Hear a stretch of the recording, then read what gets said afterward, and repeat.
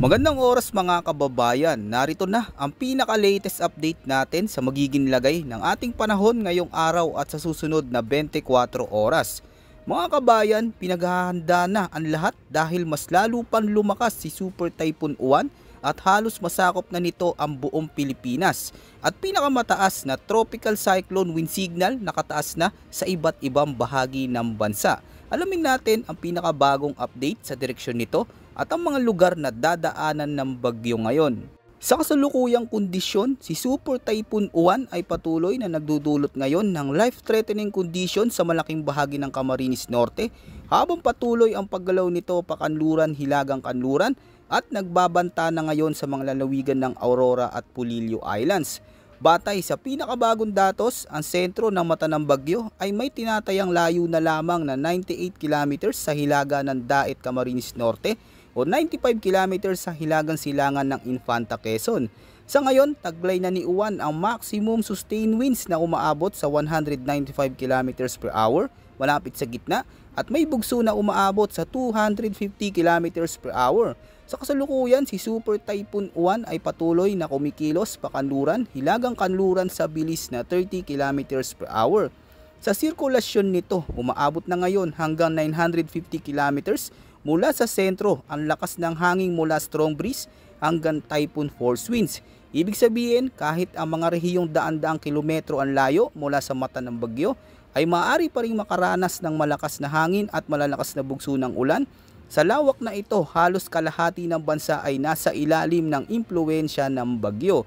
Sa ganitong kondisyon, ang labas ng bahay ay nagiging zone of danger. Ibig sabihin, ito ang antas ng hangin na maitutulad sa destructive winds ng International Category 5 Typhoon. Sa ngayon, nakataas na ang pinakamataas na tropical cyclone wind signal sa iba't ibang bahagi ng bansa. Nasa signal number 5 ang mga lugar sa katimugang bahagi ng Quirino, timog silangang bahagi ng Nueva Vizcaya, northeast ng Nueva Ecija, gitnang bahagi ng Aurora, kabilang ang Baler at Pulilio Islands at hilagang bahagi ng Camarines Norte, gayon din sa Calaguas Islands. Ang mga lugar na ito makakaranas ng pinakamapanganib na kondisyon ng hangin o typhoon force winds na may lakas na lampas sa 190 km per hour.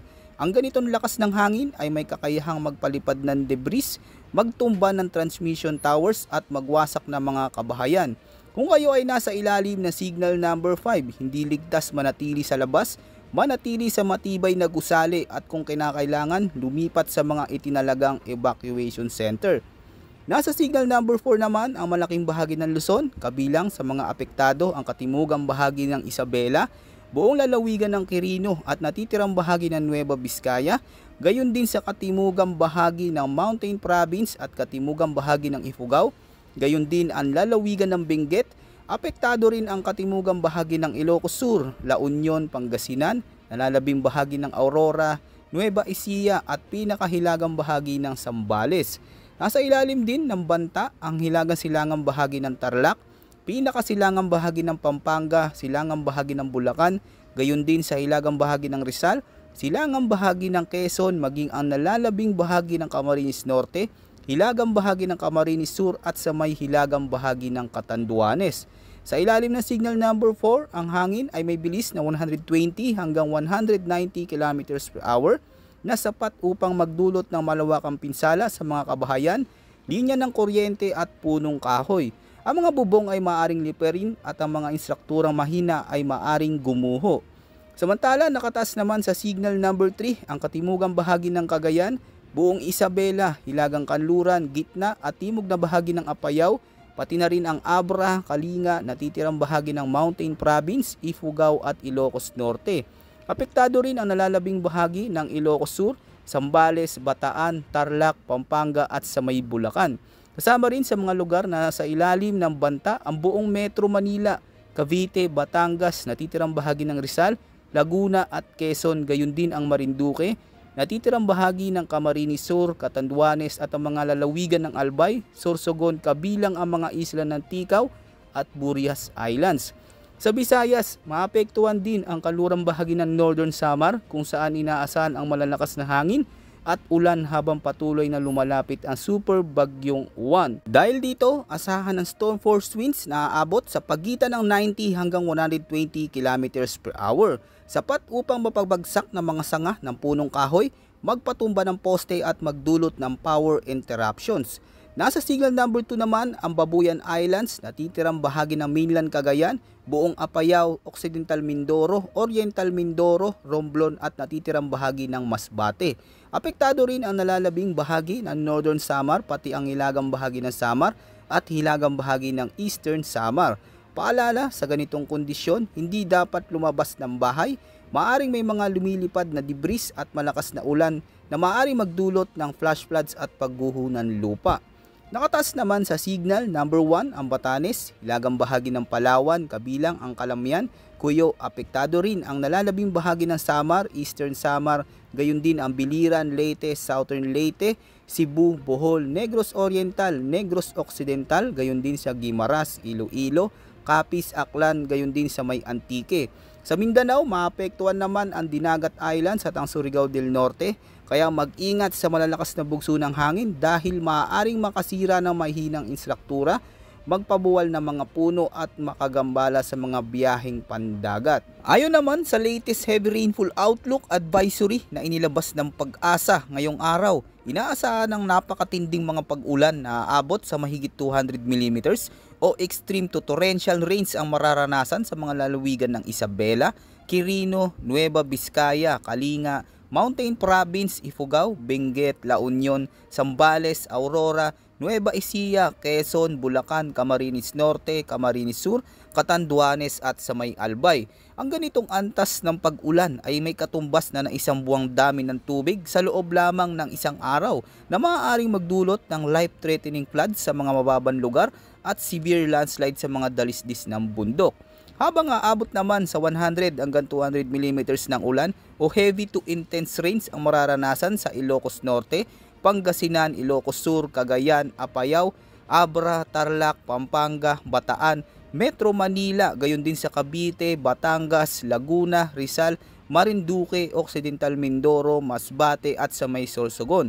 Ito mga pag-ulang nagdudulot ng urban flooding kung saan kahit ilang oras ng walang tigil na ulan ay sapat upang magpalubog sa mga kalsada at komunidad. Kung hindi kailangan lumabas, manatili na lamang sa loob ng bahay. Samantala, aabot naman sa 50 hanggang 100 mm ng buhos ng ulan ang mararanasan sa Batanes, Oriental Mindoro, Romblon, Aklan, Capiz, sa may Samar, Biliran, Northern Samar, Eastern Samar at sa may Leyte. Bagamat katamtaman, hindi dapat ipagsawalang bahala ang ganitong ulan. Sa mga mababang lugar, maaari itong magdulot ng localized flooding, lalo na kung mabagal ang daloy ng tubig. Sa mga baybayin ng Visayas, dapat ding mag-ingat sa storm surge o biglaang pagtaas ng tubig dagat, habang ang malalakas na hangin ay maaaring magpalala sa pagtaas ng alon sa karagatan. Pagsapit naman ng araw ng Martes, November 11, habang patuloy sa pananalasa si Juan, magpapatuloy ang mga malalakas na pag-ulan sa hilagang bahagi ng Luzon na posibleng lumagpas sa mahigit 200 mm ng ulan ang babagsak sa may Benguet. Habang 100 hanggang 200 mm naman ang inaasahan sa Ilocos Sur, La Union, Pangasinan, Zambales, Ifugao, Nueva Vizcaya, Bataan na posibleng makaranas ng severe flooding at pag-apaw ng mga ilog. Habang 50 hanggang 100 mm naman ng buhos ng ulan ang patuloy na mararanasan sa Batanes, Ilocos Norte, Cagayan, Apayao, Abra, Kalinga, Mountain Province, gayon din sa Isabela, Metro Manila, Cavite, Laguna, Batangas, Tarlac, Pampanga, Bulacan, Rizal, kasama rin ang Aurora, Quirino, Nueva Ecija at sa may Occidental Mindoro. Sa mga lugar na ito, ang epekto ng tuloy-tuloy na ulan ay maaaring magdulot ng bagong pagbaha o biglaang landslide.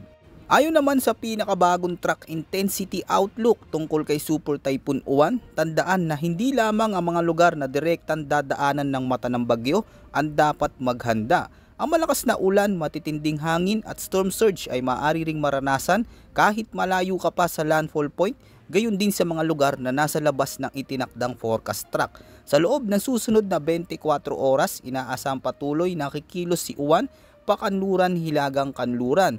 Ayon sa kasalukuyang forecast track nito, ang sentro ng mata ng bagyo ay dadaan malapit sa Polillo Islands bago ito tuluyang maglandfall sa baybayin ng Aurora ngayong gabi hanggang madaling araw. Habang patuloy sa pananalasa, si Uwan ay mananatili sa pinakamataas na kategorya bilang isang super typhoon o nasa upper limit ng typhoon intensity.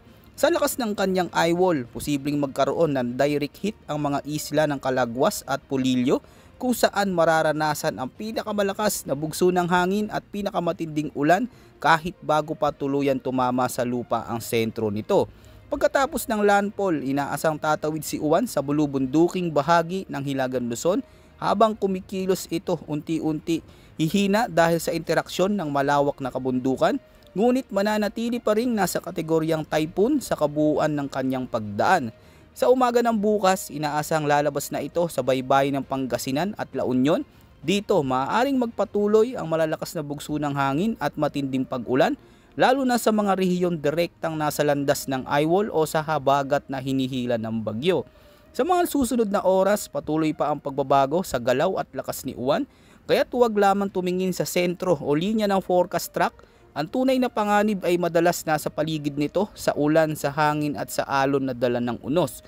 Habang patuloy nating minomonitor si Super Typhoon Uwan, iwasan ang pagtawid sa baha, lumipat agad kung ikaw ay nasa mababang lugar o gilid ng bundok, ihanda ang flashlight, radyo, gamot at mga dokumentong mahalaga, huwag lalabas habang malakas ang hangin at makinig sa mga opisyal na abiso ng Pag-asa at ng inyong lokal na otoridad para sa inyong kaligtasan. At huwag kalimutang mag-ingat mga kababayan.